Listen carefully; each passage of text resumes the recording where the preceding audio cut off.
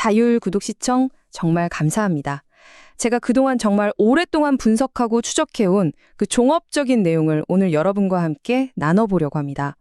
모든 이야기의 시작은요, 월스트리트의 제왕이 던진 한마디에서부터 출발합니다. 암호화폐를 자금 세탁 지수라고 비난했던 그가 불과 몇 년 만에 금융의 미래는 토큰화에 있다고 선언했거든요. 아니 대체 무엇이 세상에서 가장 강력한 금융가의 마음을 이렇게 180도 돌려놓았을까요? 지금부터 그 거대한 설계의 비밀을 함께 파헤쳐보겠습니다. 네, 불과 몇 년 전만 해도 이랬습니다. 세계 최대 자산 운용사의 수장 레리 핑크의 눈에 비트코인은 그냥 범죄자들이나 쓰는 그런 거였죠. 이건 뭐 그냥 개인적인 의견이 아니라 당시 월스트리트, 그러니까 기존 금융 시스템 전체가 이 새로운 기술을 어떻게 보고 있었는지를 아주 명확하게 보여주는 상징적인 한마디였습니다. 그런데 갑자기 모든 게 바뀌었습니다. 불과 6년 만에 범죄의 도구라던 그 기술이 이제는 시장의 다음 세대가 됐습니다. 여러분, 이건 그냥 단순하게 입장을 바꾼 게 아니에요. 이건 새로운 시대가 열리고 있다는 걸 알리는 정말 거대한 지각 변동 신호였고, 바로 우리가 지금부터 풀어갈 이 거대한 이야기의 진짜 시작점이었습니다. 자, 그럼 도대체 왜 그랬을까요? 이 질문에 대한 답을 찾으려면요, 지금 이 세계를 움직이고 있는 거대한 힘들이 어떻게 충돌하고 있는지를 먼저 이해해야 합니다. 지금부터 우리는 물밑에서 조용히 진행되어 온 거대한 설계, 그러니까 갈등과 타협, 그리고 완전히 새로운 세계 질서가 어떻게 탄생하고 있는지 그 이야기를 하나씩 파헤쳐 볼 겁니다. 자, 그래서 오늘은 이런 순서로 한번 파헤쳐 볼 겁니다. 먼저 월스트리트가 왜 마음을 바꿨는지, 그 속내를 들여다보고요. 그리고 그 배경에 있었던 두 거인의 전쟁, 그리고 그들이 맺은 거대한 타협에 대해 알아볼 겁니다. 마지막으로 이 모든 것들이 어떻게 국가의 민영화, 그리고 미래 시민을 위한 새로운 여건이라는 개념으로 이어지는지 그 거대한 그림을 끝까지 함께 따라가 보시죠. 레리 핑크의 이 변심, 이건 그가 갑자기 비트코인의 탈중앙화 철학 같은 것에 감명받아서가 절대 아닙니다. 그건 아니고요. 그는 자신의 금융 제국을 한 단계 더 업그레이드 시킬 수 있는, 아니 어쩌면 영원히 지속시킬 수 있는 아주 강력한 무기를 발견한 겁니다. 그게 바로 토큰화 기술이었던 거죠. 네, 바로 이겁니다. 기술에 무릎 꿇은 게 아니라 그 기술을 통째로 먹어버리기로 한 거죠. 그가 본 미래는 이런 세상입니다. 주식, 채권, 부동산, 심지어 미술품까지 이 세상의 모든 자산을 블록체인이라는 디지털 장부 위에 올려버리는 거예요. 그럼 모든 게 디지털 토큰이 돼서 24시간 내내 거래되는 엄청나게 효율적인 시장이 열리겠죠. 근데 중요한 건 뭐냐? 그 디지털 장부 위에서 뭐가 진짜 가치 있는 건지는 여전히 자기가 통제하겠다는 겁니다. 자, 그럼 여기서 진짜 핵심적인 질문이 나오죠. 과연 그가 누구랑 손을 잡고 이런 거대한 미래를 그리기로 한 걸까요?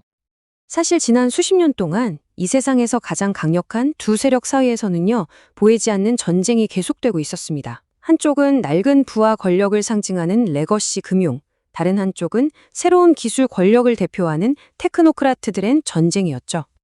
한쪽에는 수백 년 동안 자본과 규제, 정치적 영향력으로 세계를 쥐락펴락해온 구시대의 금융 권력이 있습니다. 블랙록으로 대표되죠. 이들은 어떻게든 지금의 중앙화된 시스템을 유지하고 싶어 합니다.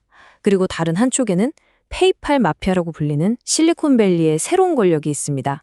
이 사람들은 기술, 그러니까 코드와 AI만 있으면 비효율적인 정부나 낡은 시스템 같은 건 다 없애버리고 인류의 모든 문제를 해결할 수 있다고 믿는 좀 급진적인 사람들이에요. 이 테크노크라트들의 초기 시도는 정말 대담했어요. 아예 중앙은행을 폭파시켜 버리겠다면서 새로운 화폐를 꿈꿨고, 페이스북 같은 거대 기업은 리브라라는 전 세계적인 기업 화폐를 만들려고까지 했죠. 하지만 결과는 어땠나요? 처참한 실패였습니다. 특히 리브라의 실패는 그들에게 아주 뼈아픈 교훈을 줬어요. 아, 국가의 가장 본질적인 힘, 그러니까 돈 찍어내는 권력에 정면으로 덤비는 건 그냥 전쟁을 하자는 거구나. 그리고 그 전쟁에선 절대 이길 수 없구나. 이걸 깨달은 겁니다. 그래서 전략을 완전히 바꿨습니다. 새로운 돈을 만드는 대신 기존의 돈, 즉 달러가 흘러다닐 새로운 판을 깔기로 한 거죠. 바로 이 지점에서 이야기는 가장 극적인 순간을 맞이합니다. 서로를 없애려고 으르렁대던 두 거인이 갑자기 싸움을 멈춥니다. 그리고는 서로의 궁극적인 목표를 모두 이뤄줄 수 있는 동맹, 역사에 기록될 거대한 타협을 맺게 된 거죠. 이 거래는 놀라울 정도로 간단하고 명확했습니다. 테크노크라트가 말하는 거죠. 우리가 세상을 움직일 새로운 디지털 고속도로를 깔아줄게. 그러자 레거시 금융이 답합니다. 좋아. 그럼 우리는 그 고속도로 위를 영원히 흐를 물, 바로 미국 달러를 공급하지. 이게 바로 그들 동맹의 핵심입니다. 기술은 새로운 시스템을 장악하고 자본은 그 시스템 안에서 영원한 생명력을 얻게 되는 완벽한 윈윈 구조인 셈이죠. 이 거대한 타협을 증명하는 가장 확실한 증거물이 바로 이겁니다. USDC. 이 동맹의 결혼 반지라고도 불리죠. 이름은 코인이지만 그 본질을 뜯어보면 그냥 블랙록이 관리하는 미국 국채 덩어리입니다. 이게 무슨 말이냐면요. 전 세계 누군가가 탈중앙화를 꿈꾸면서 이 USDC를 살 때마다 사실상 미국 정부에 돈을 빌려주고 달러 시스템에 힘을 실어주는 꼴이 된다는 겁니다. 이제 암호화폐 시장이 커지면 커질수록 역설적으로 달러의 힘은 더 막강해지는 정말 기가 막힌 구조가 완성된 겁니다. 그렇다면 이 동맹이 꿈꾸는 최종 그림, 즉 엔드게임은 과연 뭘까요? 한마디로 이거예요. 비효율의 극치인 국가 기능들을 민간을 첨단 기술로 하나씩 대체해 나가는 겁니다. 말 그대로 국가 자체를 하나의 거대한 주식회사, USA 잉크처럼 만들어버리는 거죠. 지금 보시는 이 단계들 국방, 우주, 화폐, 그리고 궁극적으로는 통치까지. 이건 그냥 우연히 일어나는 일들이 아닙니다. 이 길을 뻥 뚫기 위해서 테크노크라트들은 낡은 규제와 관료주의라는 벽을 시원하게 부숴줄 강력한 정치적 불도저가 필요했습니다. 그들에게 국가의 핵심 기능을 하나씩 가져오는 건 단순히 돈벌이가 아니에요. 이건 세상을 완전히 새로 설계하는 과정 그 자체인 겁니다. 이 사람들 눈에는요, 정치인이나 관료들이 그냥 시스템의 효율을 갉아먹는 버그 같은 존재로 보이는 겁니다. 감정이나 개인적인 욕심에 휘둘리는 불완전한 인간의 결정을 오직 데이터에 기반해서 움직이는 완벽하고 효율적인 코드로 대체하고 싶어 하는 거죠. 이것이 바로 그들이 꿈꾸는 궁극적인 유토피아의 모습입니다. 자, 이제 거의 모든 퍼즐 조각이 맞춰졌습니다. 이 새로운 시스템은 국방, 우주, 화폐를 위한 인프라를 다 갖췄어요. 그런데 딱 하나 아주 중요한 마지막 한 조각이 빠져 있습니다. 바로 이 시스템에 참여할 시민들을 어떻게 관리하고 또 증명할 것인가 하는 문제죠. 이 새로운 시스템이 풀어야 할 가장 큰 숙제가 바로 이겁니다. 모든 게 디지털화된 세상에서 누가 진짜 사람이고 누가 AI 봇인지 어떻게 구별할 거냐는 거죠.